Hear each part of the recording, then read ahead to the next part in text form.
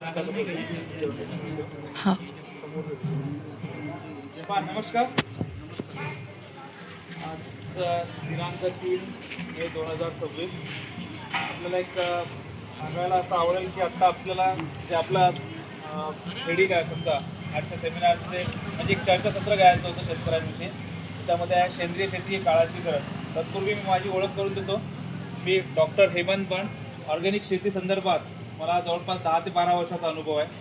ती शेती कशी करायला पाहिजे, ॲक्च्युली ऑर्गॅनिक शेती का करायला पाहिजे आणि का बरं आपला शेतकरी ऑर्गॅनिक शेती करत नाही, याबद्दल आपण काय करणार आहे, थोडंसं चर्चासत्र करणार आहे. आणि इथे मी जवळपास 2-3 दिवसाआधीपासून सुमितदादाला माहिती दिली होती की अशा प्रकारचा एक मोठा प्रोग्राम आपल्याला या ठिकाणी घ्यायचा होता.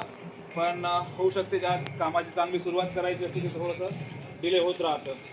पण हा जो आजचा वेळ आहे किंवा हे आजची जो कॉन्सेप्ट आहे आपला की सेंद्रिय शेती ही काळाची गरज आहे, हे सगळ्यांना माहिती आहे की सेंद्रिय शेती हे करणं आवश्यक आहे. आज आपला शेती म्हणजे आपला शेतकरी जो आहे हा रासायनिक शेती करतोय आणि हे सगळ्यांना माहिती आहे की रासायनिक शेती ही काय करू राहिली की आपल्याला जमिनीची सुपीकता दिवसेंदिवस काय होऊ राहिली, कमी होत आहे, हे आपल्याला सर्वांना माहिती आहे. पण तरी पण आपला शेतकरी रासायनिक शेतीकडून सेंद्रिय शेतीकडे येत नाही आहे. आणि काही शेतकऱ्यांना असं वाटतं की मी सेंद्रिय शेती करायला मी तयार आहे किंवा मी सेंद्रिय शेती करू शकतो, पण तरीसुद्धा तो शेतकरी का करत नाही? कारण की त्या प्रकारच्या ज्या जे निविष्ठा लागतात, ज्या गोष्टी लागतात सेंद्रिय शेती करण्यासाठी, त्या गोष्टी आपल्याकडे अवेलेबल नाही आहेत. म्हणजे लवकरात लवकर आपल्याला अवेलेबल होऊ शकत नाही. सर्वात प्रथम आपल्याला हे माहिती असणं आवश्यक आहे की सेंद्रिय शेती असते काय, की सेंद्रिय शेती म्हणजे काय, की रासायनिक खतांचा वापर न करता ज्या जैविक निविष्ठा आहे त्याच्या माध्यमातून पर्यावरणपूरक जी शेती आपण करतो त्याला काय म्हणतो आपण, सेंद्रिय शेती म्हणतो. एक लक्षात घ्या की ही जी सेंद्रिय शेती, आज मी ज्या गोष्टीबद्दल इथं बोलण्यासाठी आलेलो आहे, असे कार्यक्रम माझे जवळपास खूप मोठमोठे कार्यक्रम होतात. एक 20 मेला आमचा यावर्षी म्हणजे आपला 20 मेला 2026ला एक मोठा कार्यक्रम शेगाव येथे होऊ राहिला, जवळपास 1500 लोकांचा. आणि त्या कार्यक्रमामध्ये आम्ही सेंद्रिय तणनाशक हे शेतकऱ्यांना समर्पित करणार आहे. भारतातली एकमेव कंपनी असणार आहे आपली की जे सेंद्रिय तणनाशक आपण काय करतो, लॉन्च करतो. एक लक्षात घ्या की चांगला कार्यक्रम घ्यायचा असेल तर तिथं तुम्हाला लोकसंख्या पहिले कमीच दिसेल. आणि जसं जसं तुम्हाला याची, कारण की आज आपण ज्या गोष्टीबद्दल बोलतोय की सेंद्रिय शेती ही गरज आहे, पण तरीसुद्धा आपला शेतकरी त्याकडे वळत नाही आहे. त्याच्या मागचं आपण कारणं सांगतो आणि का बरं सेंद्रिय शेती करणं गरजेचं आहे हे तेवढंच महत्त्वाचं आहे. एक लक्षात घ्या, सेंद्रिय शेती ही फक्त शेतकऱ्यांना एवढं माहीत आहे की मी शेणखत टाकू शकतो किंवा मी कंपोस्ट यूज करू शकतो किंवा मी गांडूळ खत यूज करू शकतो किंवा बायोस्टिम्युलंट वापरू शकतो. इतक्याच्या पुढे सेंद्रिय शेतीबद्दल आपल्या शेतकऱ्यांना काहीही माहिती नाही आहे. बरेचसे शेतकरी सेंद्रिय शेती करत असताना, ऑर्गॅनिक शेती करत असताना ते जे बायोस्टिम्युलंट वापरतात, जे जैविक खतं वापरतात, जे PGR वापरतात, त्याला आपण प्लांट ग्रोथ रेग्युलेटर म्हणतो, हे तर वापरतात. पण ज्यावेळेस कीटकनाशक येतं, ज्यावेळेस बुरशीनाशक येतं किंवा तणनाशक येतं, या सगळ्या गोष्टीचा जेव्हा आपण वापर करतो, एकंदरीत जर पाहिलं तर ही शेती आपली कोणती होऊन जाते, मग केमिकलची होऊन जाते, रासायनिक शेती होते. मग यावर पर्याय काय? सर्वात प्रथम आपल्याला शेतीबद्दलचं ते नॉलेज असणं आवश्यक आहे. शेतीबद्दलचं नॉलेज असणं आवश्यक आहे. आणि सर्वात महत्त्वाचं, आपल्या इकडे जी माती आहे, आपल्या इकडे जी जमीन आहे, ती पण आपल्याला माहिती असणं आवश्यक आहे की आपल्याकडे जवळपास जो आपला महाराष्ट्राचा भाग आहे त्यातल्या त्यात आपण विदर्भामध्ये येतो. विदर्भामध्ये जवळपास जी जमीन 70 ते 80% आपल्याला पाहायला मिळते, ही काळी जमीन पाहायला मिळते. आणि आपल्या जमिनीचा जो pH असतो, हा pH जो आहे तो जवळपास 7 पासून म्हणजेच 6.5 ते 7.5 एवढा pH असतो. हा pH म्हणजे काय असतो? pH म्हणजे याला स्ट्रेंथ म्हटलं जाते, एक ताकद म्हटलं जाते. pHचा जर मराठीत मिनिंग पाहिला तर pHचा अर्थ तो पोटेन्स होतो आणि त्यालाच म्हटलं जाते काय, ताकद म्हटलं जाते. ताकद म्हणजे काय, की जमिनीची तुमच्या उत्पादन क्षमता कशावर आहे, हे डिपेंड कशावर केलं जातं, तर तुमच्या जमिनीचा pH किती आहे. मग ह्या जमिनीचा pH माहिती करण्यासाठी आपल्याला काय करणं आवश्यक राहतं, माती परीक्षण करणं आवश्यक राहतं. इथे बसलेले जवळपास जेवढे शेतकरी असतील किंवा मी महाराष्ट्रावर फिरतो, माझे असे संदर्भ म्हणजे प्रोग्राम होतात, त्यामध्ये मी बहुतांश शेतकऱ्यांना एकच क्वेश्चन विचारतो की आपण माती परीक्षण किती शेतकऱ्यांनी आपल्या जमिनीचं केलेलं आहे. कारण की माती परीक्षण हा सर्वात महत्त्वाचा आणि जाणीवेचा विषय आहे. माती परीक्षण जोपर्यंत तुम्ही करणार नाही, तुम्हाला समजणार कसं की आपल्या जमिनीला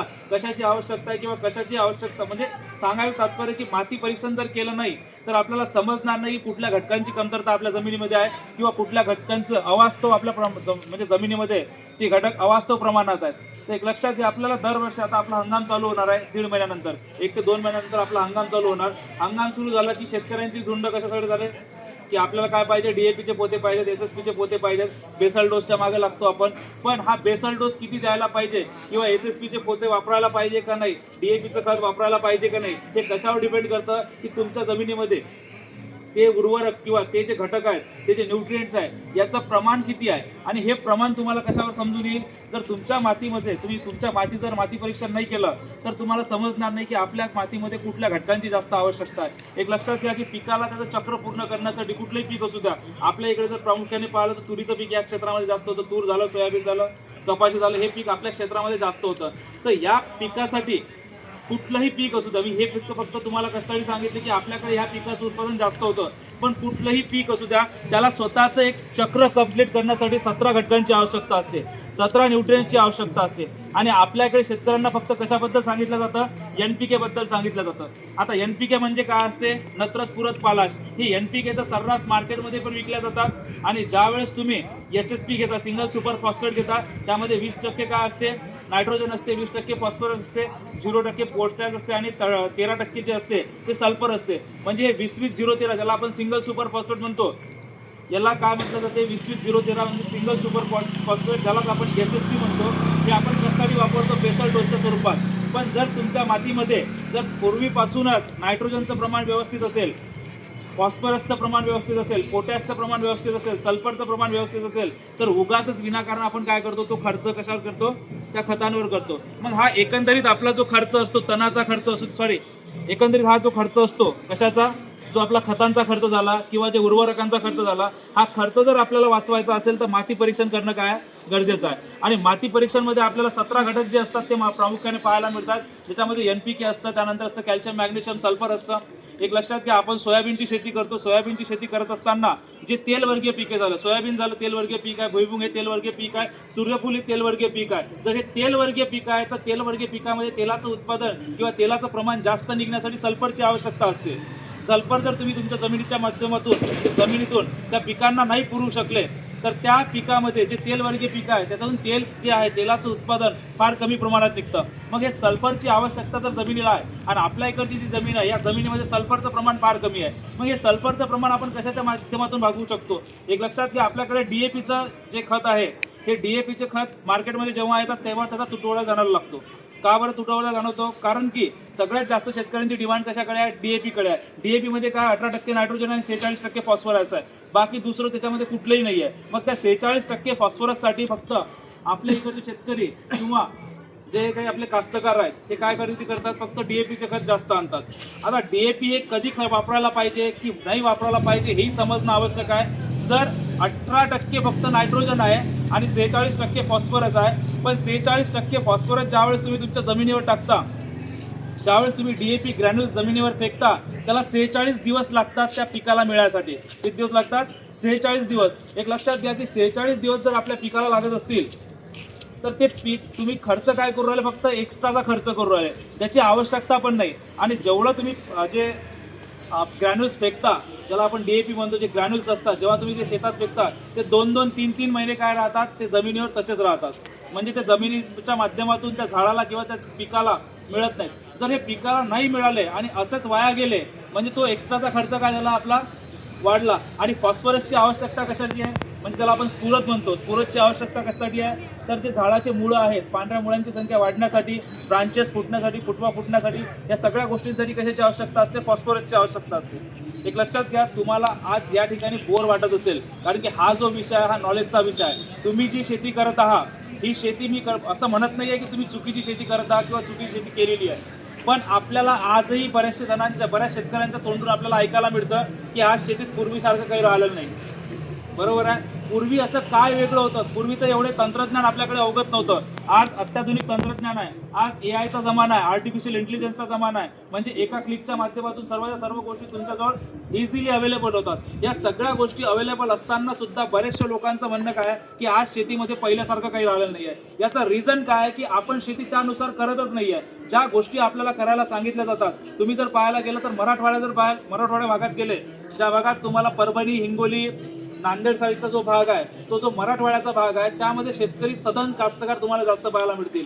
2-2, 3-3 एकरचे बागायतदार आहेत, पण तरी ते सधन कास्तकार का झाले? इकडे जर आपण आपला जर भाग पाहिला, हा जो भाग आहे बुलढाणा डिस्ट्रिक्ट जर म्हणतो, तर इथे शेतकऱ्याकडे क्षेत्र खूप जास्त आहे. म्हणजे एक जर क्षेत्र पाहिलं, म्हणजे एखादा जर शेतकरी पाहिला, एखादा जर कास्तकार पाहिला, तर तो 5 ते 10 एकरपेक्षा त्याच्याकडे काय जास्त क्षेत्र आहे. तरी सुद्धा आपल्या शेतकऱ्याचं जे इन्कम असतं हे इन्कम काय इतर शेतकऱ्यापेक्षा, जे मराठवाड्यातल्या शेतकऱ्यापेक्षा कमी आहे. कारण की तिथं जी पद्धत आहे शेती करण्याची ती एक वास्तविक तंत्रज्ञानयुक्त पद्धत आहे. म्हणजे सांगायला गेलं तर जी विज्ञानावर आधारित ज्या पद्धती आहे त्या शेतकरी काय करतात तिथं वापर करतात. आणि आपला शेतकरी हा काय करतो, पारंपरिक पद्धतीने जी शेती करत आलेला आहे. म्हणजे तुम्ही काय करत आले, पिढीजात शेती करत आलेला. पिढीजात म्हणजे आपले वडील करत होते, वडिलांचे वडील करत होते, आणि तेच पिकं आपण काय घेतोय कंटिन्यू चालू आहेत आपले. म्हणजे आपल्याकडे जर सोयाबीन चालू आहे तर गेल्या 15 वर्षापासून सोयाबीनच आहे.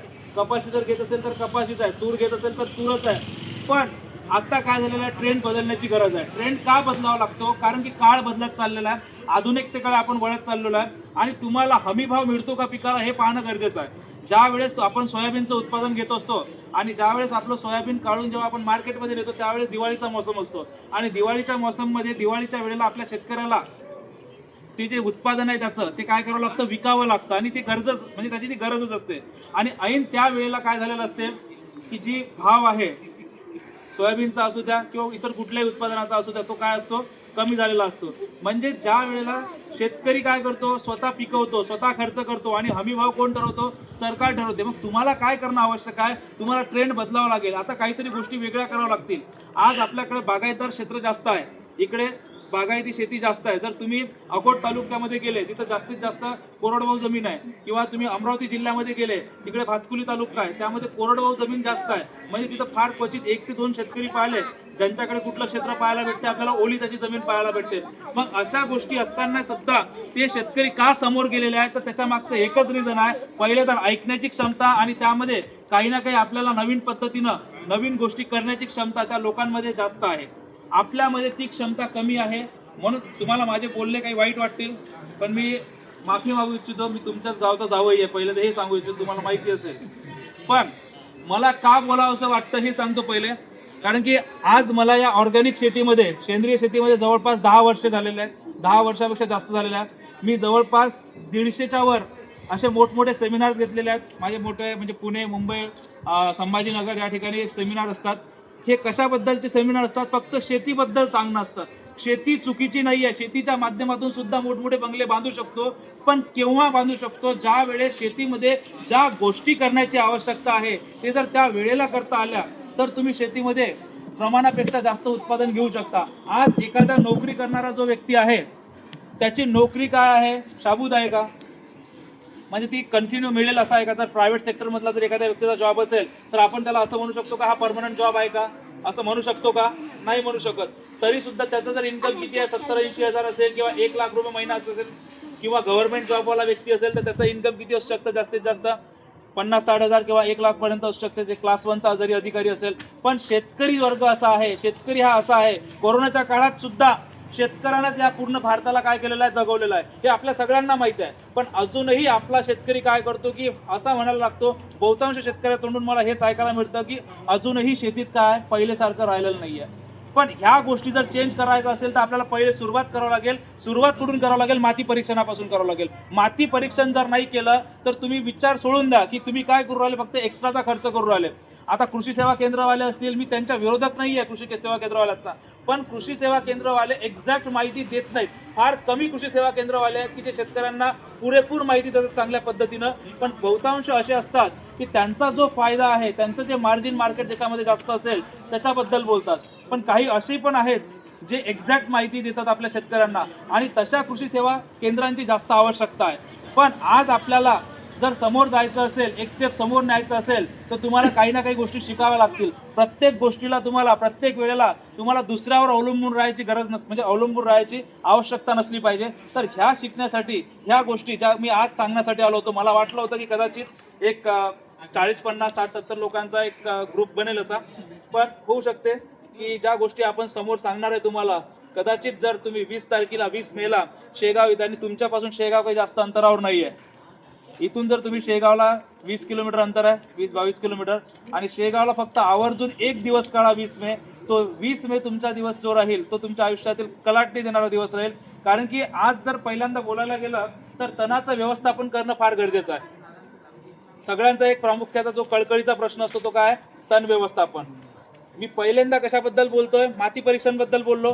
माती परीक्षण करणं गरजेचं आहे, पण माती परीक्षण शेतकरी का करत नाहीत हे मला अजूनही माहीत नाहीत. आणि जेवढे शेतकरी आहेत, ज्या लोकांनी माती परीक्षण केलेलं आहे, त्यांनी त्यांच्या शेतातील जमिनीचं जे काही सॅम्पल घेऊन गेले असतील, मातीचं सॅम्पल, तर ते त्यांच्या सॅम्पलचा रिपोर्ट त्यांना मिळाला का नाही मिळाला याच्याबद्दल पण शाश्वती नाही आहे. तुम्ही जर लॅबमध्ये गेले तर लॅबमध्ये तुम्हाला जो रिपोर्ट मिळतो तो 20 ते 25 दिवसाच्या नंतर वेटिंग लिस्ट नंतर मिळतो. म्हणजे तुम्हाला वेटिंगवर ठेवला जातो 20 ते 25 दिवस, आणि 20 ते 25 दिवसानंतर जो तुम्हाला रिपोर्ट मिळतो तो ऑलरेडी कोणत्यातरी तिसऱ्या शेतकऱ्याचा स्टोअर केलेला रिपोर्ट त्यांच्या लॅपटॉपमध्ये असतो, कम्प्युटरमध्ये असतो.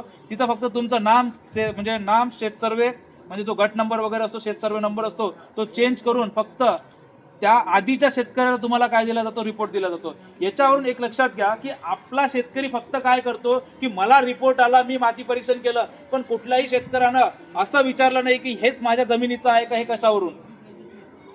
आणि आम्ही 20 मेला एक अशी अत्याधुनिक लॅबोरेटरी, ज्याला आपण माती परीक्षण युनिट म्हणतो, हे आम्ही लॉन्च करतोय, जे 17 परीक्षण, ज्याला आपल्या 17 घटकांची जी आवश्यकता आहे, या 17 परीक्षणावर काय देईल किंवा 17 पॅरामीटरवर तुमच्या मातीचं परीक्षण तुम्हाला सांगेल. तर अशी लॅब अकोलामध्ये लॉन्च होत आहे, जी तुम्हाला 20 मिनिटामध्ये काय देईल, तुमच्या मातीचं सॅम्पल जे तुम्ही आणाल त्या सॅम्पलचा जो काही अहवाल राहील, जो काही रिपोर्ट राहील, तो तुम्हाला 20 मिनिटामध्ये दिला जाईल. आणि हा तुमच्या डोळ्यासमोर राहील, आणि तिथल्या तिथं सांगितलं जाईल की तुमच्या शेतामध्ये, तुमच्या जमिनीमध्ये कशाची कमतरता आहे, कुठल्या घटकांची कमतरता आहे, कुठला घटक योग्य प्रमाणात आहे, कुठला घटक जास्त प्रमाणात आहे, हे सगळं सांगितल्यानंतर तुम्हाला बेसल डोस देणं आवश्यक आहे की नाही. आणि बेसल डोस देत असताना तुम्हाला DAP वापरावं लागतं, युरिया वापरावं लागतं का, तुम्हाला SSP वापरावं लागतं, या सगळ्या गोष्टीचं पुरेपूर नॉलेज तुम्हाला तिथल्या तिथं दिलं जाईल. आणि जेव्हा तुमचं समाधान होईल, ते समाधान झाल्यावर शेतकऱ्यांना आम्ही तिथून पाठवू. सांगण्याचं एकच तात्पर्य आहे की आम्हाला शेती वाचवायची आहे, जमीन वाचवायची आहे. आजचं जर युग पाहिलं तर जे काळाचं चक्र बदललेलं आहे, काळाचं चक्र जर सांगतो मी की जो पाऊस तुम्हाला पाहायला मिळतो, पावसाळ्यात तुम्हाला कंटिन्यू पाऊस पाहायला मिळतो, त्यानंतर उन्हाळ्यात पण पाऊस पाहायला मिळू राहिला, हिवाळ्यात पण पाऊस पाहायला मिळू राहिला. म्हणजे पहिले फक्त पावसाळ्यातच यायचा 4 महिने, आता तुम्हाला 12ही महिने काय दिसतो, पाऊस दिसतो.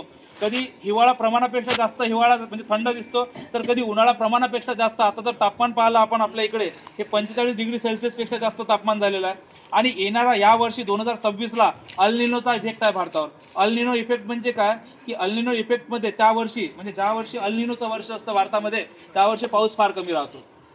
आता अल्निनो म्हणजे काय, जो प्रशांत महासागर आहे, त्या प्रशांत महासागरामध्ये खाली जे थंड पाणी असतं, ते थंड पाणी खालून वर न येतात, ते खालीच गरम पाणी जमतं, म्हणजे पायथ्याशी तळाशी गरम पाणी जमतं. आणि त्या गरम पाण्यामुळे काय होतं, पूर्ण जे वातावरण आहे, हवेतला दाब बदलतो, आणि तापमानाचा जो पट्टा आहे, दाब बदलल्यामुळे पूर्णपणे जे पाण्याचं चक्र आहे ते बदलून जातं, आणि पाण्याचं प्रमाण काय होऊन जातं, त्या वर्षी भारतामध्ये कमी होऊन जातं. मग हे जे वर्ष आहे 2026, हे अल्निनोचं वर्ष आहे. मग या अल्निनोच्या वर्षामध्ये आपल्याला आपल्या जमिनीची पण योग्य रीतीने काळजी घेणं आवश्यक आहे.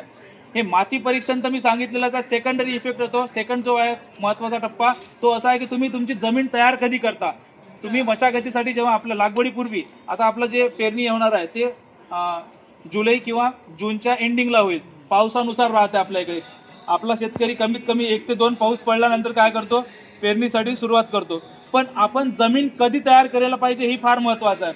जमीन कमीत कमी तुम्हाला 1.5 महिना आधी तयार करणं, म्हणजे तुमची जमीन लागवडीसाठी नांगरून कमीत कमी 1.5 महिना आधी तयार असणं आवश्यक आहे. हे 1.5 महिना आधी जमीन का करावं लागते, नांगरटी करावं लागते. ज्यावेळेस तुम्ही तुमची जमीन नांगरता, त्यावेळेस नांगरल्यानंतर आत्ताची जी उष्णता आहे, ही उष्णतेमुळे त्या जमिनीची पूर्णपणे जे काय होते, जो ओलावा आहे तो ओलावा पूर्णपणे शोषून घेतला जातो.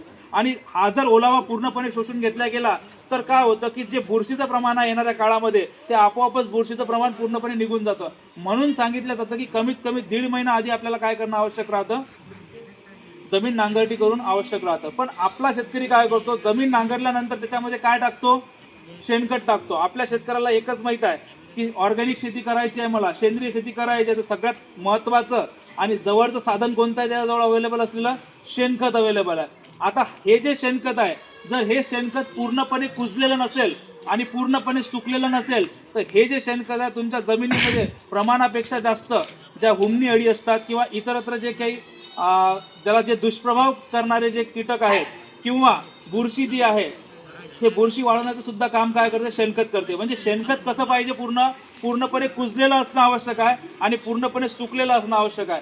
जर असं शेणखत तुमच्याकडे असेल तरच तुम्ही त्या शेणखताचा वापर कशामध्ये करणं आवश्यक आहे, जमिनीमध्ये करणं आवश्यक आहे. पण जर शेणखत पूर्णपणे सुकलेलं नसेल आणि कुजलेलं नसेल तर अशा प्रकारचं शेणखत हे जर तुम्ही तुमच्या जमिनीमध्ये टाकलं तर त्याचा फायदा होण्यापेक्षा नुकसानच काय, प्रमाणापेक्षा जास्त आहे. तर ह्या गोष्टी तुम्हाला समजणं आवश्यक आहे की आपल्याला एकंदरीत कशावर भरोसा देणं, म्हणजे कशावर लक्ष केंद्रित करणं आवश्यक आहे. मला सांगायला आवडेल की याच भागामध्ये म्हणजे ज्यावेळेस आम्ही आता अशा प्रकारचे गायडन्स करतो शेतकऱ्यांना, ज्या शेतकऱ्यांनी आमचं मार्गदर्शन घेतलं गेल्या 10 वर्षापासूनचे जे शेतकरी आहेत, असे शेतकरी तुम्हाला 20 तारखेला पाहायला मिळतील ज्यांचं एकरीचं जे उत्पादन आहे समजा हे कमीत कमी 15 क्विंटल 20 क्विंटल पर्यंतचं आहे सोयाबीनचं. त्याच्यानंतर जर पाहायला गेलं तर हळदीचं जर उत्पादन पाहिलं तर 150 ते 200 क्विंटल पर्यंतचं आहे एका एकरला.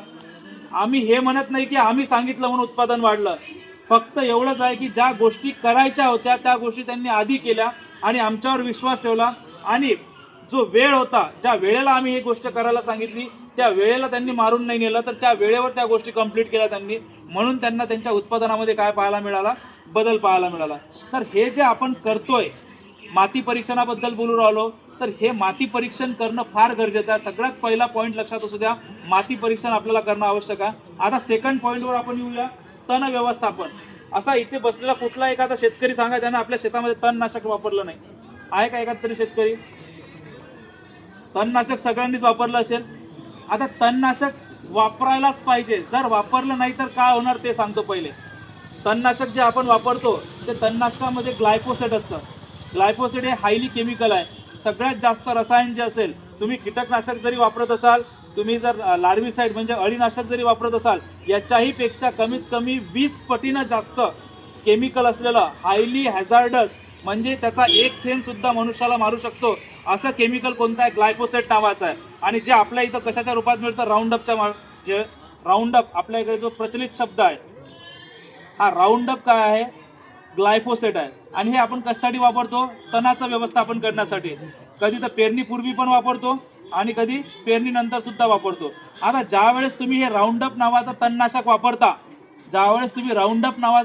वापरता, ग्लायफोसेट नावाचं तणनाशक वापरता, जेव्हा हे तणनाशक वापरतो आपण, त्यावेळेस एक थेंब जर मनुष्याला मारू शकतो आणि आपण एका पंपामध्ये, तिकडे लक्ष देऊ नका कृपया करू, मी बोलतोय, मला डिस्टर्ब होतंय, असू द्या काही प्रॉब्लेम नाही. माझा आवाज तुम्हाला येऊ राहिला ना, एक लक्षात घ्या, जो तो आपापलं काम करतोय, मी माझं काम करतोय. तुमचं मेन काम काय, इथं तुम्हाला ऐकायचा. मला कंटिन्यू तो आवाज येऊ राहिला पण तरी सुद्धा मी सांगू राहिलो, तुमचंही तेच काम आहे की तुम्हाला ऐकणं आवश्यक आहे. कारण की याचा जो मेन रिझल्ट मी याच्या शेवटी सांगणार आहे. जेवढं हे आपला 20 मिनिटाचा आता चर्चासत्र राहील आणि या 20 मिनिटानंतर तुम्हाला एकंदरीत पूर्णपणे तुमचे काही जे प्रश्न उत्तर असतील ते आपण प्रश्नोत्तराचा एक 5 मिनिटाचं सेशन घेऊ आणि याच्यावर सोल्युशन काय आहे हे सोल्युशन मी तुम्हाला सांगणार. आणि तुम्हाला फक्त एकच माझी विनंती राहील की तुम्हाला 20 मे ही तारीख लक्षात असू द्यायची आहे. आज जसं झालं तसं 20 मेला होऊ देऊ नका. की आज मी एक विचार केला होता की इथं 50-60 लोक जमतील, ते दुर्दैवानं झालं नाही. तशी गोष्ट 20 तारखेला होऊ देऊ नका, कारण 20 तारखेला जे होणार आहे ते भारतात कधी झालेलं नाही आहे. तुमच्या डोळ्यासमोर मी तिथं तणनाशक तुम्हाला खाऊन दाखवेल. एक लक्षात घ्या, कुठलाही शेतकरी असू द्या किंवा कुठलाही डीलर असू द्या किंवा कुठलाही कंपनीचा मालक असू द्या, त्यांना आजपर्यंत तणनाशक जिभेवर घेतलं का? तिथं तुम्हाला आम्ही हा प्रयोग करून दाखवू. जर आम्हाला काही होणार नाही, त्या गांडुळाला काही होणार नाही, त्या सूक्ष्मजीवांना काही होणार नाही, पण तरी सुद्धा ते तण जे आहे ते तण काय होईल तुम्हाला मरताना दिसेल 4 तासामध्ये. आणि ज्या जागेवर आपण ते तणनाशक फवारू त्या जागेवर कमीत कमी 45 ते 50 दिवस तण उगवणार नाही. किती दिवस उगवणार नाही? 45 ते 50 दिवस. म्हणजे तुम्हाला त्या हंगामामध्ये 2 दिवस म्हणजे 2 वेळा पाडण्याची आवश्यकता पडेल. कारण की आपला हंगामच किती दिवसाचा असतो? 90 ते 110 किंवा 120 दिवसाचा असतो. बस फक्त या 120 दिवसामध्ये तुम्हाला किती वेळा मारावं लागेल? 2 वेळा मारावं लागेल. पण हे मी पहिले का सांगतोय तुम्हाला की आता आपण जे ज्याच्याबद्दल बोलतोय की तणाचं व्यवस्थापन करणं आवश्यक आहे. आणि तणाचं व्यवस्थापन करत असताना आपला शेतकरी कशाचा वापर करतो? ग्लायफोसेटचा वापर करतो किंवा आपलं जे आपल्या बोली भाषेत जे वापरतो ते काय? राऊंडअप आहे. आता हे राऊंडअप जेव्हा आपण वापरतो, मी काय बोललो की एक थेंब सुद्धा काय करू शकतो? तुम्हाला मारून टाकू शकतो. एखाद्या जिवंत मनुष्याला मारण्यासाठी एक थेंब पुरेसा आहे. पण आपला शेतकरी काय करतो? 125 ml 100 ml पेक्षा जास्त किंवा 125 ml 150 ml एका पंपामध्ये काय करतो, राऊंड अप टाकतो आणि काय करतो, फवारणी करतो कशासाठी, तणासाठी. ते तण तर मरतं, पण त्याचा जो इफेक्ट पाहायला मिळतो, जे वाफ असते त्या वाफेने काय झालेलं दिसतात, तुमची झाडं जे होतात ती पिवळी पडायला लागतात, ते सुद्धा जळायला लागतात. त्यानंतर जो शेतकरी असतो, जो मजूर असतो, जो फवारणी करतो, त्याच्या नाकाला सुद्धा काही नसते. विचार करा की नुसतं वाफेने सुद्धा काय होऊ राहिले, झाडं पिवळी पडू राहिले, मरू राहिले, तर त्या माणसावर किती गंभीर परिणाम होत असेल. आणि आपल्या इकडे जेवढाही मजूर वर्ग आहे हा 35 ते 40 वयोगटातला आहे किंवा 25 ते 40 वयोगटातला आहे, म्हणजे यंग वयोगटातला आहे. पण हा जेव्हा 50 वयोगटात जातो, 50व्या वर्षी जेव्हा पदार्पण करतो, त्यावेळेस त्याला याचे पूर्णपणे जे बॅड इफेक्ट असतात, वाईट परिणाम किंवा त्याला दुष्परिणाम म्हणतो, ते केव्हा पाहायला मिळतात, 50 वर्षानंतर. कॅन्सरचं जे प्रमाण आपल्या इकडे वाढायला लागलेलं आहे, याला सगळ्यात जास्त जर कारणीभूत जे म्हणतो आपण, हे वापरत असलेले म्हणजे अतिरिक्त प्रमाण जे आपण वापरतो कीटकनाशकांचं, याच्यामुळे काय होत चाललेलं आहे, कॅन्सर वाढत चाललेलं आहे. आता तणाचं जे व्यवस्थापन आहे ते करणं का आवश्यक आहे ते सांगतो पहिले, की ज्या वेळेस तुम्ही तणनाशक वापरता, जर तणनाशक नाही वापरलं आणि जेव्हा तुम्ही फवारणी करता, म्हणजे PGRची फवारणी करता, प्लांट ग्रोथ रेग्युलेटर म्हणतात त्याला, किंवा उर्वरक जे कशाला आवश्यक आहे, तुमचे व्हाईट रूट्स वाढवण्यासाठी आवश्यक आहेत पिकांची, तर याचा वापर तुम्ही करत असाल तर सगळ्यात पहिले जेवढं तुम्ही त्या पिकावर वापरलं त्याच्यापेक्षा जास्त कोण घेतं, ते तण घेतं. म्हणजे जेवढं पीक वाढायला पाहिजे त्याच्यापेक्षा दुप्पट कशाची वाढ होताना दिसते तुम्हाला, तणाची वाढ होताना दिसते. आणि यामध्ये एकच प्रकार नाही, खाली गवतच नाही आहे, याच्यामध्ये गाजर गवत पण आहे. त्याच्यानंतर आता अमृतवेल तुम्हाला माहित असेल, त्याला अमृतवेल नाही अमरवेल म्हणतात. अमरवेल म्हणजे काय, अमृतवेल आम्ही काय म्हणतो, अमृत खाल्ल्यानंच काय होते, अमर होते, म्हणून त्याला ते अमरवेल मिळलं. आता अमरवेल का म्हणतात त्याला, सांगतो सगळं सांगतो. अमरवेल का म्हणतात त्याला, एक लक्षात घ्या की याच्यावर अजूनपर्यंत कुठलंही औषध सापडलेलं नाही आहे. दुसरी गोष्ट, याचं काम काय आहे, तिथे तुमचं पीक असतं किंवा झाड आहे, समजा आपण समजू की सोयाबीनचं झाड आहे किंवा कपाशीचं झाड आहे, स्पेशली जास्त कपाशीपेक्षा ते सोयाबीनमध्ये पाहायला मिळतं. तर जेव्हा ते सोयाबीनचं जे झाड असतं त्याचं जे खोड आहे, समजा ते शूट ज्याला म्हणतो आपण, त्याच्या भोवती काय करतं, ते असं वेटोळा घालतं पूर्ण, आणि ती वेटोळी इतकी फिट्ट असते की त्याची जी सिस्टीम आहे ज्याच्या माध्यमातून ते न्यूट्रिएंट जमिनीतून शोषून घेतं वरच्या दिशेला, ते सिस्टीम काय होऊन जाते, पूर्णपणे ब्रेक होऊन जाते. आता ती सिस्टीम ब्रेक झाली तर झाड पॅरलाइज होऊन जाते आणि जे न्यूट्रिएंट्स आवश्यक आहेत त्या झाडाला, जे जमिनीच्या माध्यमातून घेण्याची जी प्रोसेस आहे ती झाडाची, ती पूर्णपणे काय होऊन जाते, नाहीशी होऊन जाते आणि झाडाची ग्रोथ होत नाही. मग ग्रोथ नाही झाला, जर फुलोरा लागला नाही आणि फुलोराच लागला नाही तर फळधारणा होणार नाही, आणि फळधारणा जरी झाली तर तो जो दाणा असतो तो दाणा टपोरा बनणार नाही, बारीक दाणे बनतात, म्हणजे उत्पादन काय होऊ राहिलं, घटू राहिलं. आणि अमरवेल दरवर्षी शेतकऱ्याचं कमीत कमी 20 ते 30% काय करू राहिलं, नुकसान करू राहिलं, दरवर्षी 20 ते 30%. मग याच्यावर उपाय म्हणून शेतकरी काय करण्याचा प्रयत्न करतात, तणनाशक वापरतात. तणनाशकामध्ये राऊंड अप आहे, त्याच्यानंतर टर्का सुपर हे कशासाठी वापरलं जातं, आपल्या सोयाबीनच्या पिकामध्ये वापरलं जातं, त्यावेळेस तणाचं प्रमाण वाढतं. आता हे जे तणनाशक आहेत प्रत्येक पिकासाठी वेगवेगळे आहेत, सोयाबीनसाठी वेगळं आहे, कपाससाठी वेगळं असेल, तुरीसाठी वेगळं असेल. पण आम्ही जे तणनाशक बनवलेलं आहे आयुर्वेदिक तणनाशक, हे प्रत्येक पीक असू द्या, कुठलंही पीक असू द्या, तुम्हाला एकच तणनाशक वापरायचं आहे, वेगवेगळ्या पिकासाठी वेगवेगळे तणनाशक घ्यायचं नाहीये. आणि एक लक्षात घ्या, आपण जेव्हा तणनाशक घेतो त्यावेळेस एकाच कंपनीचं घेतो का दरवर्षी, वेगवेगळ्या कंपनीचे घेऊन राहिले. मग वेगवेगळ्या कंपन्या काय करतात, त्यांना जे रॉ मटेरियल असतात, प्रत्येक कंपन्यांना जे रॉ मटेरियल लागतं हे वेगवेगळं असतं. आम्ही जे रॉ मटेरियल घेतो आम्ही वेगळ्या कंपनीकडून घेतो, असे प्रत्येक कंपनी जे प्रोडक्ट बनवतात हे काय करतात, वेगवेगळ्या कंपन्याकडून रॉ मटेरियल घेतात.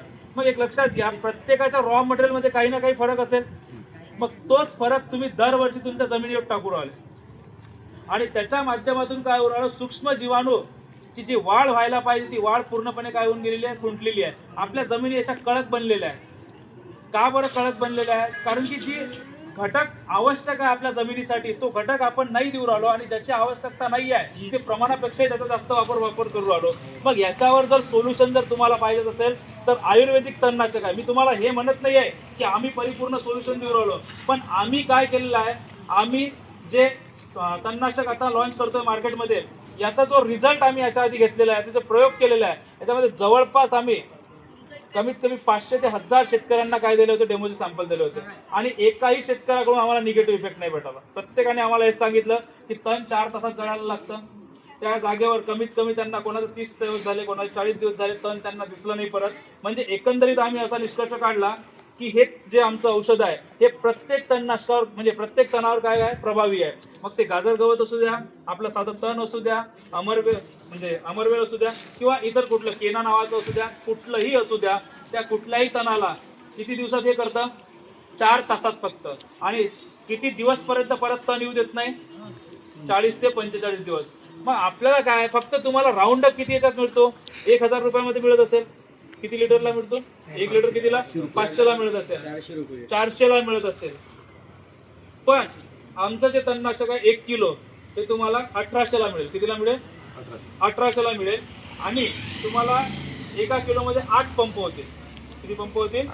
8 पंप. पण ते 8 पंप मारल्यानंतर आता 1 एकरला आपल्याला जास्तीत जास्त हार्डली 4 ते 5 पंप आपण काय करतो? वापर करतो 1 एकरला. इथं तुम्हाला 5 पंप लागतील. म्हणजे सांगायला गेलं तर 2 एकराचं काय करू राहिलो आपण? 1800 रुपयामध्ये तुम्हाला ते औषध देऊ राहिलो. आता याच्यामध्ये काय केलेलं आहे आपण? ते जे तणनाशक तयार केलेलं आहे त्या तणनाशकासोबत तुम्हाला ते तणनाशक वापरत असताना काही जमिनीवर आपल्याला ज्या जमिनीवर क्षाराचं प्रमाण जास्त आहे त्या जमिनीवर तुम्हाला गुळ वापरावं लागतं त्या तणनाशकासोबत. जिथं क्षाराचं प्रमाण एक्झॅक्टली इक्वल लेवलला आहे म्हणजे pH मेंटेन झालेला आहे 7 आणि 6.5 मध्ये, तर तिथं तुम्हाला मीठ वापरावं लागतं. आणि हे आम्ही त्या जे किट असते त्या किटमध्ये दिलं. तुम्हाला वेगळं आणायची गरज नाही आहे, त्या किटच राहते. पण हे कोणाला द्यावं लागेल? मिठावालं आणि कोणाला द्यावं लागेल? गुळावालं. हे कशाहून समजेल? माती परीक्षण.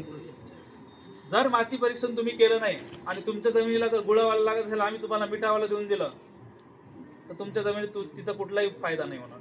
पण एक्झॅक्ट जे आवश्यकता आहे त्यानुसार जर दिलं तर तुम्हाला 4 तासाचं ते पाहायला मिळेल. आणि त्याचा डेमो पण तुम्हाला लाईव्ह पाहायला मिळेल. 20 तारखेला तुम्हाला डेमो लाईव्हली पाहायला मिळेल की कशा पद्धतीने तण मरताना दिसतं. तर हे करणं काय गरजेचं आहे? माती वाचवणं आवश्यक आहे आपल्याला. जोपर्यंत आपण माती वाचवणार नाही तोपर्यंत शेती वाचणार नाही. आणि शेती वाचणार नाही तोपर्यंत शेतकरी वाचणार नाही. आणि शेतकरीच जर वाचला नाही तर आपला मनुष्य जाती जे आहे किंवा मनुष्य वाचणार नाही. तर हा जो परिणाम होतो आपल्याला पाहायला मिळतोय. गव्हर्नमेंट दरवर्षी ऑर्गॅनिक शेतीकडे वाटचाल करताना दिसतंय. काही ना काही प्रयोग करण्याचा प्रयत्न करत आहे. सिक्कीम नावाचं जे एक राज्य आहे आपल्या देशातलं सिक्कीम, हे सिक्कीम काय झालेलं आहे? पूर्णपणे ऑर्गॅनिक झालेलं आहे. सेंद्रिय शेती करतात तिथे शेतकरी. तिथे तसा कायदा लागू झालेला आहे. जर तिथे कुठल्या शेतकऱ्यानं केमिकलचा जर वापर केला आणि त्याच्याबद्दल जर कंप्लेंट केल्या गेली तर त्या शेतकऱ्याला 6 महिने शिक्षा आहे. एक लक्षात घ्या की अशा पद्धतीचं का बरं चालू आहे? कारण की हा जो परिणाम आपल्याला दिसत आहे, हा जो जग बदलाचा परिणाम आपल्याला पाहायला मिळतो, याचं मेन रिझन आहे कॅन्सर. आणि एक लक्षात घ्या, पंजाबमध्ये कॅन्सरची ट्रेन धावते. माहिती आहे का तुम्हाला? तुम्ही युट्यूबला जाऊन सर्च करू शकता. कॅन्सर ट्रेन नावाने पंजाबमध्ये धावते. ती ट्रेन अमृतसर पासून तर दिल्लीपर्यंत जाते. दिल्लीचे एम्स हॉस्पिटलमध्ये तिथले जे पेशंट आहेत समजा, ते आपला उपचार करण्यासाठी तिथे जातात. प्रत्येकाला तुम्ही जर ते ट्रेन पाहिली, एकही पेशंट विदाऊट कॅन्सरचा नाही आहे त्याच्यात. विचार करा, कमीत कमी 15 ते 20 बोग्या आहेत आणि प्रत्येक बोगीमध्ये अंदाजे 40-50 लोक जरी कन्सिडर केले तर दर हप्त्याला रोज नाही, एका हप्त्याला म्हणजे प्रत्येक हप्त्याला किती पेशंट चाललेला. आणि हे कॅन्सर कशामुळे होऊ राहिला? आपण आपल्या परिवाराला सुद्धा काय देऊ राहिलो? कॅन्सरच देऊ राहिलो. आज वाटते आपल्याला की आपण शेती खूप चांगल्या पद्धतीने करू राहिलो, पण जर तुम्ही फळभाजीची शेती करत असाल म्हणजे वांगी उत्पादक शेतकरी असाल, टोमॅटो उत्पादक शेतकरी असाल किंवा इतर कुठले जे फळभाज्या ज्याला आपण म्हणतो दोडके, कारले, दुधी भोपळा, याची जर तुम्ही शेती करत असाल तर प्रत्येक शेतकरी आपल्या घरच्यासाठी काय तयार करू राहिलो? विषच करू राहिला. तो मार्केटमध्ये काय विकू राहिला? विषच विकू राहिला. तो घरच्यासाठी पण काय पेरू राहिला? विषच पेरू राहिला. याचा रिझन तुम्हाला सांगतो की जर वांग्याचं पीक उत्पादन घेत असाल तर वांग्यामध्ये तुम्हाला शेंडे पाहायला मिळते. जे काय करते त्या देठामधून आत जाते आणि तिच्यावर तुम्ही किती कोऱ्याजण मारा ते त्या देठामध्ये असते आतमध्ये, ती मरत नाही. आपला शेतकरी काय करतो? जेव्हा त्याला ती अळी दिसते त्यावेळेस कोऱ्याजणचे काय मारतो? तर 3ऱ्या दिवशी 4थ्या दिवशी काय करतो? तो फवारणी करतो. आता उद्या मला मार्केटमध्ये माल घेऊन जायचा आहे आणि मी काय करू राहिलो? आदल्या दिवशी फवारणी केली पूर्णपणे, दुसऱ्या दिवशी काय घेऊन चाललो? मी मार्केटमध्ये माल पडू राहिलो. म्हणजे जे केमिकल आहे पूर्णपणे ते कशावर दिलेलं आहे? मी त्या वांग्यावर टाकलेलं आहे. आणि उद्या कोणाच्या ना कोणाच्या भाजीमध्ये काय दिलेलं आहे? विषच दिलेला आहे. आणि हे आपण जर कोणाला देत असेल तर आपल्याही घरी आज ना उद्या त्या गोष्टी येणारच आहे. एक लक्षात घ्या, गहू जर आपला इथला शेतकरी खात नसेल, म्हणजे सांगायचा अर्थ असा आहे की जर गहू आपल्या इकडे तयार कोण करतो, असा नाही, मला काय म्हणायचं आहे की बहुतांश शेतकरी गहू तयार करत नाही आपल्या इकडे. असे गिणेचुणे शेतकरी असतात की जे स्वतःच्या घरापुरतं तयार करतात, पण मोस्ट ऑफ द लोक जे आहे हे काय करतात, आपण काय करतो, विकतच घेतो. समजा दुकानातून म्हणा किंवा कुठून ना कुठून विकत घेतो. म्हणजे आपल्या इकडे जास्तीत जास्त गहू कुठून येतो, पंजाबमधूनच येतो. पंजाबमध्ये काय गव्हाचं उत्पादन जास्त होतं. जर देशामध्ये पाहिलं आपण, पंजाब हे असं एकमेव राष्ट्र आहे की जिथं सगळ्यात जास्त काय होतं, गव्हाचं उत्पादन होतं. मग तिथं काय सगळ्यात जास्त केमिकल वापरलं जातं गव्हावर. आपण तरी आपल्या इकडे फवारणी करत नाही एवढी गव्हावर, जिकडे ते करतात जास्त. आणि त्याच्या माध्यमातून कॅन्सर जास्तीत जास्त पसरत चाललेला आहे. पंजाबमध्ये एक गाव आहे जिथं मुलगाच जन्मत नाही, म्हणजे बाळच होत नाही. त्या गावामध्ये मुली प्रेग्नेंटच राहत नाही. अशा गोष्टी होत आहेत. हे रिप्रोडक्टिव्हिटीवर काय करू राहिलं, त्याला आपण प्रजनन क्षमता जे म्हणतो माणसाची, त्याला सुद्धा कमी करू राहिलं आहे केमिकल. मग याला सोल्युशन काय आहे, तर तुम्हाला ऑर्गॅनिककडे यावं लागेल, सेंद्रिय शेतीकडे यावं लागेल. आणि ते येत असताना ही परिपूर्ण माहिती घेणं तुम्हाला आवश्यक आहे. मला सांगायचं भरपूर होतं याच्यामध्ये, पण आत्ता जो एक शेतकरी वर्ग आहे हा तेवढा क्युरियोसिटीचा नाही आहे. मला भरपूर काही गोष्टी सांगायच्या होत्या आणि प्रॅक्टिकली सांगायच्या, ते तुम्हाला मी 20 तारखेला सांगेन. आज मी ज्या गोष्टीसाठी स्पेशली आलो होतो ती गोष्ट अशी होती की मला तणनाशकाबद्दल सांगायचं आहे. आणि तणनाशकच नाही तर तुम्ही जे काही गोष्टी तुमच्या शेतीमध्ये वापरत असाल ते मी असं म्हणत नाही जर तुम्ही केमिकलची शेती करता तर पूर्णपणे केमिकल सोडून द्या, हे शक्यच नाही. जर आजपर्यंत तुम्ही केमिकलची शेती करत आलेला आहे, रासायनिक शेती करत आलेला आहे, तर रासायनिक शेती करत असताना जर तुम्ही पूर्णपणे रासायनिक शेती बंद केली तर तुमचं उत्पादन काय होऊन जाईल, एकदम खाली होऊन जाईल. कारण की जमिनीला सवय कशाची झालेली आहे, रसायनाची सवय झालेली आहे. आपल्याला काय करावं लागेल, टप्प्याटप्प्याने ते कमी करावं लागेल. म्हणजे जर तुम्ही 100% यावर्षी करत होते तर, म्हणजे मागच्या वर्षी 100% केलं असेल, तर यावर्षी तुम्हाला 20% काय करावं लागेल, ऑर्गॅनिक करावं लागेल, 80% केमिकल. पुढच्या वर्षी तुम्हाला आणखी 40%, 60% केमिकल. मग त्याच्या पुढच्या वर्षी 60% ऑर्गॅनिक, 40% केमिकल. असं करता करता 5 वर्षात तुम्ही काय करू शकता, तुमच्या शेतीला पूर्णपणे ऑर्गॅनिक याच्यावर आणू शकता, सेंद्रिय याच्यावर आणू शकता. आणि हे जर आज नाही करू शकलो आपण, तर उद्या आपलं भवितव्य काय आहे, पूर्णपणे अंधारात असणार आहे. हे आतापर्यंत आपण 2 गोष्टी पाहिल्या, माती परीक्षांबद्दल बोललो, त्याच्यानंतर आपण कशाबद्दल बोललो, तणाच्या व्यवस्थापनाबद्दल बोललो. आता मेन गोष्ट येते आपल्या जे आवश्यकता आहे घटकांची. याच्यामध्ये NPK आहेत, कॅल्शियम, मॅग्नेशियम, सल्फर आहे, हे झाले 6 घटक. त्यानंतर आहे झिंक, त्यानंतर आहे फेरस, त्यानंतर आहे कॉपर, त्यानंतर आहे मॉलिब्डेनम, निकेल. हे जे आहेत हे आहेत मायक्रोन्यूट्रियंट. आणि या बोरॉन, हे सगळे झाले झिंक, हे झाले मायक्रोन्यूट्रियंट. आणि या मायक्रोन्यूट्रियंटची सुद्धा आपल्या जमिनीला, आपल्या पिकाला काय आवश्यकता आहे, पण हे फार कमी प्रमाणात आहे. सगळ्यात जास्त जे लागतं ते लागतं NPK, नत्र, स्फुरद आणि पालाश. नंतर लागतं कॅल्शियम, मॅग्नेशियम आणि सल्फर. हे जे 6 घटक आहेत ना, हे सगळ्यात जास्त प्रमाणात लागतात. आणि जे बाकीचे घटक जे बोललो मी, फेरस झालं, झिंक झालं, निकेल झालं, कॉपर झालं, आयरन झालं, हे जे घटक आहेत हे कमी प्रमाणात लागतात. पण याची सुद्धा काय पिकांना आवश्यकता आहे. याला मायक्रोन्यूट्रियंट म्हणतात. आणि मायक्रोन्यूट्रियंट जर आपण पिकांना दिले नाही तर त्याचं चक्र कंप्लीट होत नाही. त्या 17 न्यूट्रियंटची आवश्यकता आहे. आणि परिणामी परत आपलं उत्पादन काय होतं, कमी होतं. एक लक्षात घ्या, एका एकरचं जरी क्षेत्र जरी आपल्याकडे असलं ना, तर आपण आपल्या पूर्ण कुटुंबाला चांगल्या पद्धतीनं पोहोचू शकतो. म्हणजे त्याला काय म्हणतात, त्यांचे पालन पोषण करू शकतो, जर 1 एकर जरी क्षेत्र आपल्याकडे अवेलेबल असेल. पण ती शेती करण्यासाठी सुद्धा काय लागते, मेहनत पण तेवढी करावं लागतं, बऱ्याचशा गोष्टी कराव्या लागतात. त्या तुम्हाला माहिती आहे, तुम्ही मेहनत खूप जास्त करता. आपला शेतकरी वर्ग मेहनतीला कुठेही कमी नाही आहे. जसं शेतीचं सीझन चालू होतं, मेहनत चालू होते. शेतीचं सीझन नाही तरी सुद्धा मेहनत आहे. म्हणजे आता उन्हाळा आहे तरी सुद्धा आपला एक चक्कर काय असतो, फेरफटका शेतामध्ये राहतोच. सांगायचं एकच आहे की आपण जी मेहनत करतोय ती एका योग्य ट्रॅकवर असेल तर आपलं उत्पादन वाढू शकतं. आणि ट्रॅक जर आपला योग्य नसेल तर उत्पादन काय होणार, आपला कमी होणार. आता बोलतो मी कीटकनाशकाबद्दल. एक लक्षात घ्या की कीटकनाशकापेक्षाही सगळ्यात पहिले आपण अळीनाशकवर बोलू, ज्याला लार्विसाईड म्हणतो आपण. आता सोयाबीनवर काय येतात, अळीचं प्रमाण येतं. त्यानंतर तुरीवर सुद्धा अळ्या येतात. त्यानंतर जर आपण हिवाळ्यामध्ये रब्बी हंगामात गेलो तर हरभऱ्यावर सुद्धा काय येते, आपल्याला घाटे अळी येते. आता ह्या अळ्या जेव्हा येतात, तुम्ही काय करता, दरवर्षी कीटकनाशक वेगवेगळं फवारणार. कोणी सांगितलं हे चांगलं आहे ते मारलं, कोणी सांगितलं ह्याचा चांगला रिझल्ट आहे तो मारला. एक लक्षात घ्या, जेव्हा आपण चेंज करत राहतो, ठीक आहे, तर त्या चेंजमध्ये काय होतं की ती जी अळी आहे ना, ती रेझिस्टन्स पॉवर तयार करते. रेझिस्टन्स म्हणजे काय, की एक वेळ असा येऊन जातो की ती अळी कुठल्या येणं मरत नाही. मग मी तुम्हाला लाईव्ह सांगतो, तुम्हाला जर करायचं असेल ना, कोरॅझन तुम्ही वापरलं असेल, वापरलेला आहे कोरॅझन. आता कोरॅझन किती वापरता एका पंपाला, 5 ml 10 ml पर्यंत जास्तीत जास्त 10 ml एका पंपासाठी. आता ते कोरॅजनच्या बॉटलमध्ये मी 10 ml नाही तुम्हाला 30 ml ची बॉटल देतो आणि त्याच्यात त्या बॉटलमध्ये बरं 4 ते 5 अळ्या टाकून ठेवा, झाकण बंद करून ठेवा. झाकणही बंद केलेलं आहे, 4 ते 5 अळ्या टाकल्या तुम्ही त्याच्यात आणि 2 दिवसांनी परत ते झाकण उघडायचं, तुम्हाला अळी मळी दिसणार नाही, त्या अळ्या जिवंतच राहतात त्याच्यात. आता एवढ्या मोठ्या सोल्युशन मध्ये तुम्ही अळी टाकली तरी ती मेल नाही आणि तुम्ही ते पंपात टाकता 10 ml, त्यांना मरणार आहे का? नाही मरणार आहे. ते जे तुमच्या डोळ्यासमोर दिसतो तो भ्रम असतो. तो भ्रम काय असतो, ज्या वेळेस तुम्ही त्याच्यावर फवारणी करता तेव्हा त्याला सडन शॉक बसतो त्या अळीला, त्या शॉकनं ती पळते, तुम्हाला काय वाटतं ती मेलेली आहे. पण जर त्याच्यावर जर 24 तास जर सावली राहिली, किती 24 तास जर सावली राहिली तर परत ती जी अळी काय होते ऍक्टिव्ह होऊन जाते आणि तिचं कार्य चालू करते. म्हणून अळ्या ह्या मरत नाहीत. अळ्या म्हणजे मारायच्या नसतात, तर त्यांची जी डायजेस्टिव्ह सिस्टीम आहे, त्याची चयापचयाची प्रक्रिया आहे, त्याला ब्रेक करावं लागतं. आणि जर त्या अळीनं खाल्लं नाही, जर कुठल्याही अळीनं खाऊच शकली नाही तर ती अळी 12 तासापेक्षा जास्त जिवंत राहू शकत नाही, जर त्या अळीला खायलाच भेटलं नाही. जर तुम्ही तिचं डायजेस्टिव्ह सिस्टीम जर ब्रेक केली तर तिला खायला भेटणार नाही, म्हणजे ती खाऊ शकणार नाही.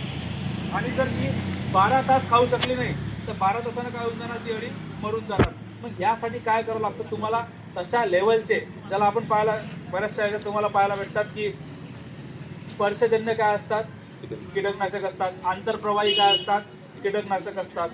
ठीक आहे. आता हे जे कीटकनाशक आलेले आहेत त्याच्यामध्ये जर पाहिलं तर आंतरप्रवाही जे असतं, जे पानाच्या आतमध्ये ज्याला ट्रान्सलेमिनार ॲक्शन म्हणतो आपण, त्याच्या पानाच्या आतमधून जाऊन पूर्ण झाडाच्या त्या शूटमधून सुद्धा पूर्णपणे कुठे जाते ते औषध खाली जातं, तर ते एक वेळेला काय चांगलं आहे. पण स्पर्शजन्य कुठेही चांगलं नाही आहे. मार्केटमध्ये जास्तीत जास्त जे कीटकनाशक आहेत किंवा अळीनाशक आहे हे काय स्पर्शजन्य आहे. ठीक आहे. पण मला सांगायचं काय की आपण याच्यावर काय करू शकतो, याच्यावर दुसरा प्रयोग काय, याच्यावर ऑर्गॅनिक काय भेटू शकतो तुम्हाला, सेंद्रिय कीटकनाशक भेटतात.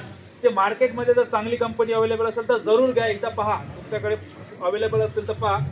पण एकदा ते वापरून पहा, तुम्हाला लाईव्ह एक्झाम्पल दिसतं. तुम्ही मारल्यानंतर तिथं संध्याकाळी जाऊन पाहिजे ती अळी काहीच खाताना दिसणार नाही, ती पडलेली दिसेल तुम्हाला. परत दुसऱ्या दिवशी जाऊन पाहिजे ती अळी त्याच जागेवर मिळालेली दिसेल. त्याचं रिझन काय, अळी कधीच एकदा फवारणी केल्यावर मरत नाही, तर त्याचा काय करावं लागतं तुम्हाला, डायजेस्टिव्ह सिस्टीम ब्रेक करावं लागते. तर ह्या गोष्टी तुम्हाला कशा पाहायला मिळतील, ह्या गोष्टी तुम्हाला चेंजेसनुसार करावं लागतील आणि हे चेंजेस तुम्हाला हळूहळू तुमच्या समोर आणावे लागेल. तर हे आपण कशाबद्दल बोललो होता, अळीनाशक बद्दल बोललो. असंच कीटकनाशक सुद्धा असतं. ठीक आहे. आता येऊ आपण बुरशीनाशकवर. बुरशी येते कुठून, जमिनीतून येत असते. बुरशी हे हवेतून येत नाही, एक लक्षात घ्या. फक्त हवेत जर मॉइश्चरचं प्रमाण जास्त असलं, ओलाव्याचं प्रमाण जास्त असलं तर बुरशीचा काय होतं, प्रादुर्भाव व्हायला लागतो. पण आपल्याला बुरशी दिसते कुठं, पहिले वर दिसते, पानावर दिसते, पण ऍक्च्युली ती कशा माध्यमातून येते, रूटच्या माध्यमातून येते. म्हणून आपल्याला पहिले कशावर फवारणी करणं आवश्यक आहे, फवारणी करणं आवश्यक नाही आहे, तर पहिले जमीन योग्य करणं आवश्यक आहे. आणि जमीन पहिले ह्या आत्ताचा जो वेळ आहे मे महिना, या मे महिन्यात नांगरटी करून जर तुमची जमीन योग्य असली तयार, तर तो ओलावा जर पूर्णपणे ऍब्सॉर्ब केला गेला, तो ओलावा जर जमिनीत राहिला नाही तर तुमच्या जमिनीमध्ये बुरशीचं प्रमाण तसंच 30 ते 40% किंवा 50% काय होऊन जातं, कमी होऊन जातं. आणि कॉपर बेस्ड काय असतात, बुरशीनाशक असतात. तर तुम्ही कॉपर बेस्ड बुरशीनाशकाचा काय करायला पाहिजे, वापर करायला पाहिजे. तर ह्या ज्या गोष्टी आपण बोललो आता त्या सगळ्या तुम्हाला आवश्यक आहे. याच्यापेक्षा डिटेल तुम्हाला मार्गदर्शन कुठं मिळणार, 20 तारखेला मिळणार.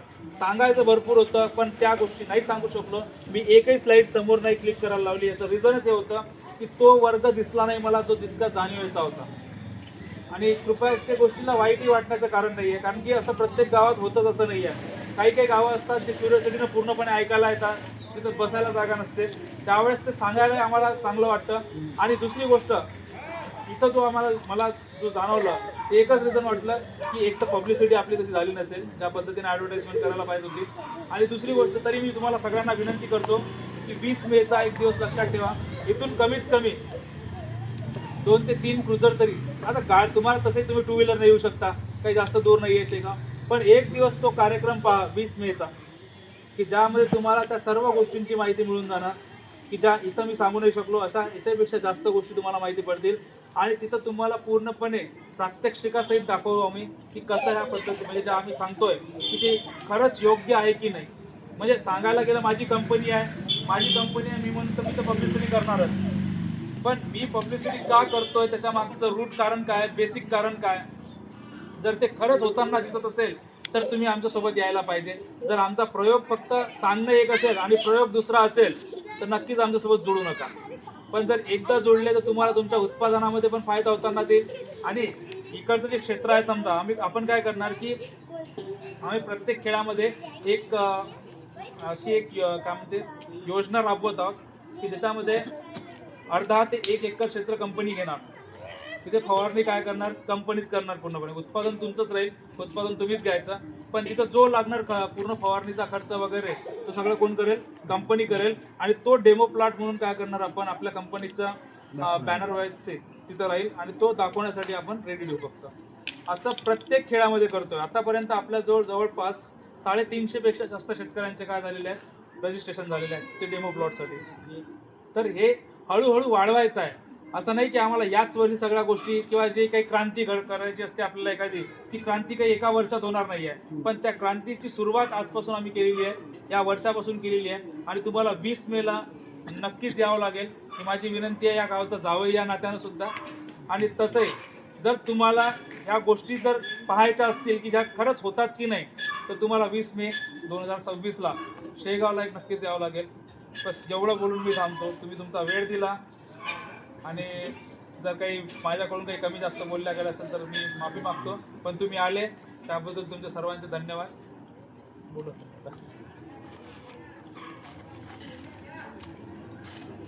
धानाचा प्रचार या जागेपेक्षा अजून कोणत्या जागेवर होऊ शकत नाही, म्हणून आपण इथं हा कार्यक्रम ठेवला. परंतु रोज तारखा चालू लग्न जे मी सांगायला कमी पडलो लोकांनी वाटते बा सुमित डायरेक्टच काही ठेवते, इगो हर्ट होती लोकांच्या, त्याबद्दल मी माफी मागतो. परंतु आपण धानाचा प्रचार या जागेपासूनच होते आणि जैविक विषय प्रत्येकासाठी महत्त्वाचा वाटला. मलाही मोठ्यापणा नंतर पण आपण प्रत्येकाला टच करायला पाहिजे. आपण एवढं मोठी लोकांना दाखवून दिलं 2-4, त्याचा आपण आभारच मानतो. यापुढे विशेष गोष्ट गजानन इन हॉटेल आहे, ती पत्रिका वगैरे मी पाठवून दिली तुषारच्या ह्याच्यात. आता आमचं जे कार्यक्रम चालू आहे सध्या, आता माझा उद्या नाही परवा आहे कार्यक्रम आहे, तो संभाजीनगरला आहे, त्याच्यानंतर पुण्याला आहे, सांगलीला आहे. तर हेच कार्यक्रम आहेत सगळे त्याच्यावरच. रिझन काय आहे की आमचं 2 ठिकाणी कार्यक्रम होता, तो तर विषय वेगळा झाला, ते तर कंपनी प्रचारार्थ जावं लागतं. पण हा आपला भाग आहे. आपण कुठल्याही, मी अकोला जिल्ह्यातला रहिवासी आहे, आपण आपल्या भागाला जोपर्यंत करणार नाही. आणि हे तणनाशक जे आपण आणतोय ते तणनाशक स्वतः आपण तयार केलेलं आहे. आणि एक व्यक्ती आहे जे बिहारचे आहेत, ज्यांच्यासोबत त्यांच्या युनिटी माध्यमातून आपण ते तयार केलेलं आहे. ते व्यक्तीसुद्धा त्या दिवशी येणार आहेत 20 तारखेला. आणि परिपूर्ण मार्गदर्शन असं राहील की तुम्हाला काय वापरणं आवश्यक आहे तुमच्या शेतीसाठी. इव्हन शेती करणं म्हणजे तुमचा जो अनुभव आहे हा कदाचित माझ्या वयापेक्षा जास्त असेल, पण आपण जे शेती करत होतो ती कालांतर म्हणजे त्याला काय म्हणतात, एक काळाच्या ओघात मागे गेलेली शेती झाली. आता काळ बदलत चाललेला आहे, शेती बदलावं लागेल. तुम्ही चिया सीडचं उत्पादन घेऊ शकता. तुम्हाला माहिती आहे का चिया सीडचं उत्पादन किती होतं? ऐकलं युट्यूबवर. पण युट्यूब नाही, तुम्ही युट्यूब सोडून द्या. तुम्ही जर बार्शी टाकडीला या, वाशिमला या, आमचे शेतकरी आहेत स्वतः, जे तुम्हाला दाखवतील एका एकरमध्ये 8 क्विंटल घेतात. ते किती एका एकरी किती उरलं त्यांना उत्पादन? 8 ते 10 क्विंटल पर्यंत दूर आलं. आणि एका क्विंटलचा भाव 17,000 आहे. म्हणजे एका क्विंटलचा भाव 17,000. खर्च किती लावला एका एकरला? एका एकरला फक्त 5,000 रुपये खर्च लागतो. हा सोयाबीन सारखं चियाचं, पण ते परफेक्ट तुम्ही गायडन्स करणार. गायडन्स नाही, गायडन्स भेटते. पहिले शेतकऱ्यांनी तयार पण व्हायला पाहिजे. गायडन्स द्यायला आम्ही आहोत, पण जर तुम्ही तयार नसाल, महिन्यातून 6 महिन्यातून तुम्हाला आमचं मदत. मी कुठं, मी इथलाच आहो, याच भागातला आहो. आणि तुम्हाला यावर्षी आम्ही करून पण दाखवू या भागात चिया सीडची कशी असते शेती. चियाचे करायला लागतं एकदम प्लॉट, म्हणजे खर्चही कमी आहे, उत्पन्न चांगलं आहे. तेवढंच आहे, 120 दिवसाचं उत्पादन आहे. तेवढं ड्युरेशन आहे. कोणतं नवीन एकदम कुणी हिंमत नाही करत. पहिले बघा, ज्यावेळेस सोयाबीन आलं 95च्या आसपास, ज्यावेळेस काळ होता समजा 94-95चा काळ होता, ज्यावेळेस सोयाबीन आलं त्यावेळेस बऱ्याच शेतकरी घाबरत होते करायला की नवीन आहे, होईल का नाही, किंवा काही जमिनीत फरक पडेल का. बीटी सारखं, हा, बीटी पराठी बीटी पराठी सारखं. सुरुवातीला त्याला एवढा रिस्पॉन्स नव्हता, आणि 1800 रुपये डबा होता मला वाटतं सुरुवात. आता बघा आपलं सोयाबीन प्रत्येक भागात तुम्हाला सोयाबीनच दिसतंय तसं आहे. पण आता ज्याचा भाव जास्त आहे ते करायला हरकत नाही. हा. ते डिपेंड करतं क्वालिटीनुसार, तुमच्या त्या ओलाव्यानुसार, त्याच्यात मॉइश्चर किती. जसं आपण सोयाबीनमध्ये चेक करतो. जमीन थोडी कमी आहे ना आमच्या इकडे, एवढी जमीन नाही आहे. मला वाटतं 500